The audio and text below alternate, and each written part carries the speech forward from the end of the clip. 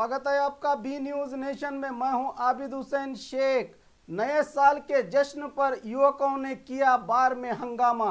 बीजापुर नगर के waste and बार में शराब की सप्लाई में देरी होने पर अपना आपात खोते हुए काउंटर पर मौजूद बार मालिक, मैनेजर और कर्मचारियों के साथ धक्का मुक्की करते हुए हंगामा मचाकर हमला करने की कोशिश की। इस घटना की वीडियो सीसीटीवी फुटेज में हो गई है कैद। वारदात को मौके पर काबू किया जलनगर गश्त पुलिस ने। घटना को लेकर जलनगर पुलिस थाने में मामला दाखिल करते हुए 6 लोगों को हिरासत में लिया गया है।